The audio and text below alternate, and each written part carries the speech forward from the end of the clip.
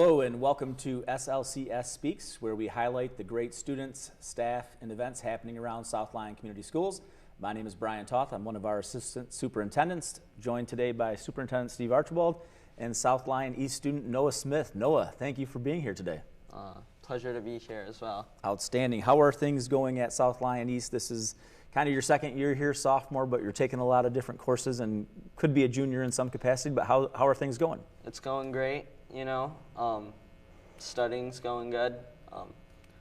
The environment's helping me out as per usual, so. Good. That's awesome. And what we've learned about you so far is that you did apply for a scholarship through Kroger. Zero Waste, Zero Hunger, I believe is what it's titled. And you're one of very few people to be recognized with this recognition. So can you share a little bit about how you learned about it, what you've done, and what's going on? So I applied for the scholarship, which Kroger reached out to me with this app I logged my volunteer hours on, and they said, we recommend you to apply for this scholarship. So I did, and I got in. Which is great. And what did you present? So you applied, you got in, and what is your project, so to speak, or what are you working on? So my project is to build a compost at the local food pantry I volunteer at in Brighton. And no, I think it's phenomenal. So Kroger recognized you and reached out to you. A large corporation like Kroger reached out to you. How many students are involved in this nationwide? So 15 kids are involved, and I think it was 1,500 kids who applied. So 1,500 students that applied, and you are one of 15 from across the country. That's phenomenal. And one of two from Michigan, is that correct? Yes. Okay. And you mentioned the food pantries. Can you tell us a little bit about, you volunteer there? What do you do there? So the food pantry I volunteer at is Bountiful Harvest, and they help out the community and people in need by giving food products to them. A lot of corporations give them food as well. A lot of people come in and donate food, and they give out food to the people who need it. Fantastic. And so you've got the recognition from Kroger. You've got the idea of what it's going to look like. Where are you at now in the process? Are you getting things rolling, or is it where do things currently stand? So I'm at the place where I have everything kind of down and know what I want. I have to calculate a little more with the cost to specifically see how much it costs, and after that, it's basically kind of ready to start building it. Now, tell us a little bit about what exactly your project entails, what the details about what you're expecting to accomplish. Okay, so the food pantry obviously has a lot of waste because of food going bad, because there's fresh produce, and like we also have this section where it's the kitchen and they make food, and they often use eggs, and the eggshells go to waste and stuff like that. And I thought compost would help because it would create rich soil and also naturally get rid of the waste that could be composted. So that's why I chose to do that. And with that, do they have a garden then there at the facility, or how will the compost be used? So the compost is planned to be used. There's a church in front of the food pantry. So me and Yvonne, the person who runs Bountiful Harvest, were talking about maybe we could use the compost to help grow the flower beds there, because then it would be helping out the church, which is a part of the community as well. So. And that is fantastic. So what a lot of times when you're 15, 16, 17, you're, learning about life and trying to figure things out, but you're going above and beyond and trying to help others. So what did you find as the inspiration? What inspired you to want to be in this project and helping others?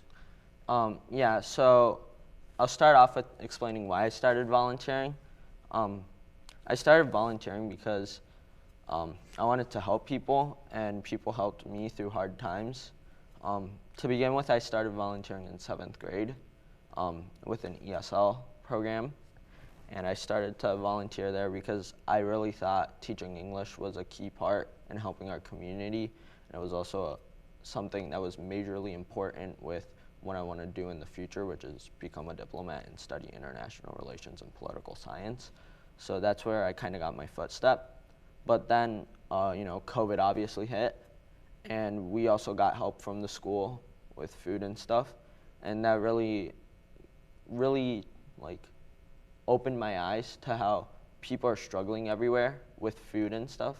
So then I started also volunteering at the food pantry to help people who are struggling with food and stuff. Yeah, no, I think what you're telling us, which is obvious, is that through your life experience, you've done a lot of reflection, and you're a pretty mature young man at a very young age, which is impressive. And obviously, you're a pretty bright young man as well. You talked earlier about funding. How do you anticipate being able to generate the funding for your project? So yeah, the funding is actually pretty easy because Kroger's giving us the funding. So for Zero Hunger Project, they're funding $250 to those projects, and they're funding $500 to the Zero Waste projects. So I'm doing a Zero Waste project, meaning I'm probably gonna get a $500 donation, I guess. But it's not going straight to me, it's going straight to the pantry because they want the pantry to gain the money. So. Okay. Yeah, amazing work, and keep up all that you're doing and keep it going so that you continue to make a positive difference for everybody. You mentioned going into possibly being a diplomat. So how does a student in high school that wants to be a diplomat, what's the next step for you? Obviously graduating high school for sure, but after that, what do you do? So I want to go to college, and I think, as I said, I want to go into public policy or political science because that's the realm of what people usually study to become a diplomat. For sure.